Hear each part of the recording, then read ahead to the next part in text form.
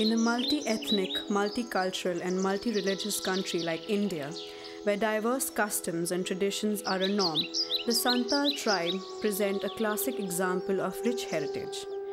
Being the largest tribe in India, the Santals are spread over most parts of Orissa, Bihar, West Bengal and Jharkhand. Although proximity to civilized world is slowly changing their unique cultural identity, they still maintain some of their old customs and traditions. Santali is the language that is spoken by them. It is a spoken dialect with no script. The Santals have no affiliation to any god. They believe in following nature and revere the forces. Their lifestyle is patent to them, as they only use natural sources in their daily lives. Even their homes are constructed using chikna mitti, which is more commonly known as clay, and are decorated using natural indigenous dyes.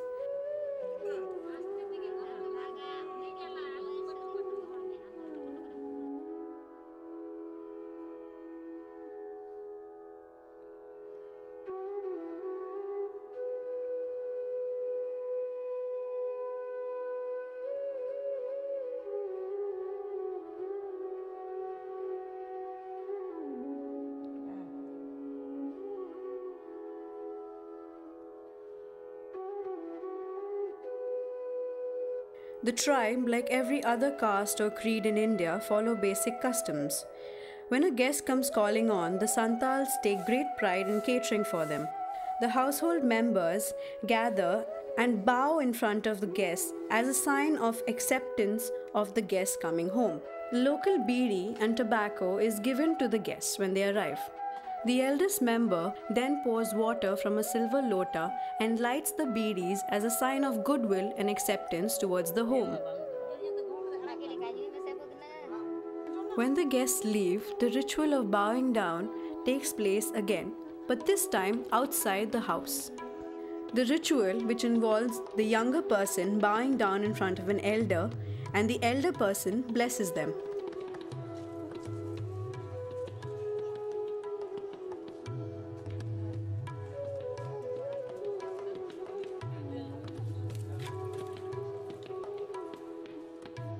And so, the day ends in the seek of a new beginning.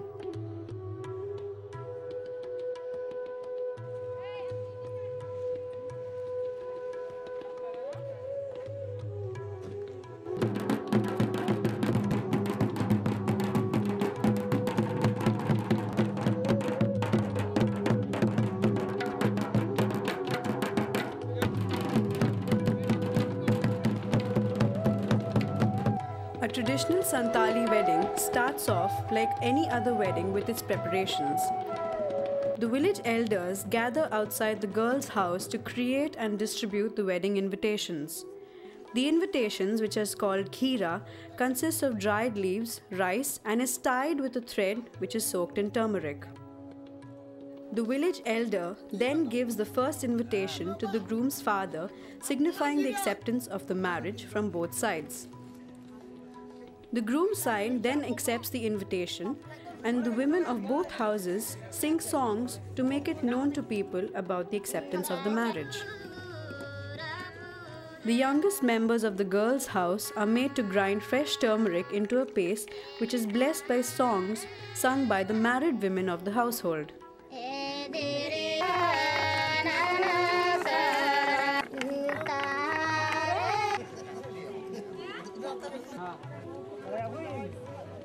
The bride's side then gives the village elders their best brew, which they have prepared at the bride's home.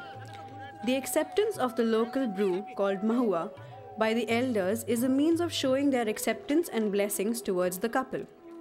The groom is then brought outside the bride's home, where he is welcomed by the members of the bride's family.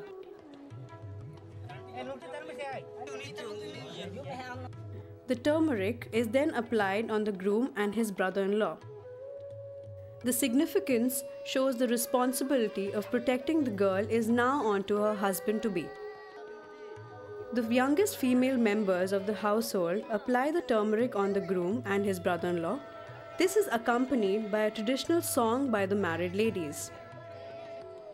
Each verse of the song is sung with significance to the part of the body that the turmeric is being applied on. The groom is then taken to the community hall where the wedding will take place.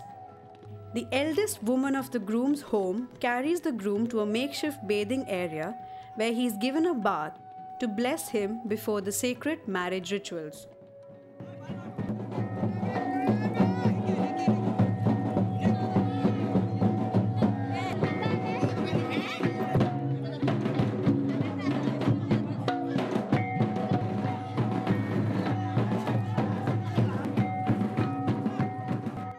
After a little song and dance alongside these rituals, the groom then returns to the community hall.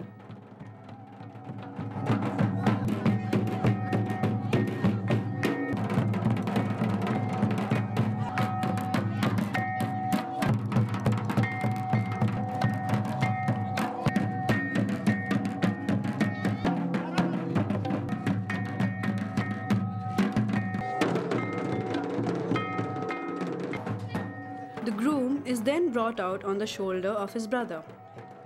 The siblings of the bride and groom hold great importance in their wedding. The bride is then brought out in a basket called tokri, which is lifted by her brothers. This is followed by a dance by the entire family. The groom then uses mango leaves to bless his bride with holy water, and the bride follows. The groom then ties a sacred thread on his wife and lifts her off the basket, signifying the marriage complete. And just when you think it's all over, song and dance follows all rituals in the Santhal tribe. And so, the newlyweds and their entire family must indulge in dance, as it signifies the coming together of both families.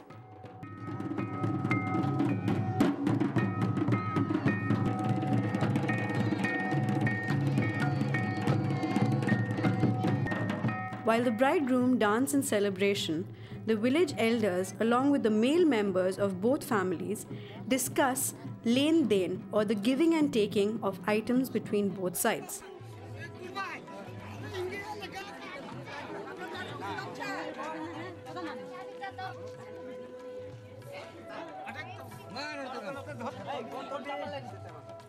The Santals believe that since the girl has been pampered in her parental home, her parents should give enough towards her marital home so that she never feels the lack of anything. A funny aspect of the len den is the forced fighting of goats from the respective families. As the rituals draw to a close, the bride and groom are bid farewell. जो लड़का से हम लोग शादी में जो चीज़ लगता है, अभी देखो आप लोग तो देख लिए हैं लेन देन का लिए। हम लोग में लड़का लोग देगा, लड़की का माँ बाप को देगा, लड़का का बाप देगा, लड़की का माँ बाप को देने पड़ेगा। जो हम लोग का लेन देन रहेगा वो सब अभी हो गया है काम। आगे तो शादीशुदा का काम हो गया है। अभी देखो कितना लेगा, वो कितना देगा, वो तो मलिक बातचीत हो गया ना। अभी देखो 5 आदमी इधर का, 5 आदमी उधर का, बस्ती का 5 आदमी, अभी वो चीज़ का लेन देन हो गया, अभी काम खत्म हो गया है। अभी जो विदाई करना है अभी उसको विदाई करेगा। नमस्कार कर। हाँ नमस्कार। ये सर आले दो पहले कुड़ी कोड़ा जखन ले नेपेलोआ को नेपेलेन खान को उन दो कुड़ी कोड़ा जो कुसिए ना को कुड़ी गिदरे जखन कुसिए ना जामाई गिदरे जखन कुसिए ना उन समय तो ओड़ा रे हर को रायबार को साब को जहाँ मिहू को गनंग दो मिहू आपात गनंग एंगात गनंग बारी इतर उना को लगा तो इदी कते को चला ना गाड़ी ते नहा जुग दो गाड़ी चला करना बस गाड़ी उना को भाड़ा कते मारुति कार एमन भाड़ा कते को चला ना धूमधाम से बपला कते आदो को। Uniqueness and simplicity in the way they live. The Santals have given me much more than just another experience. There is a lot more to learn from these simpletons as they wave goodbye with a smile upon their faces and warm regards in their hearts.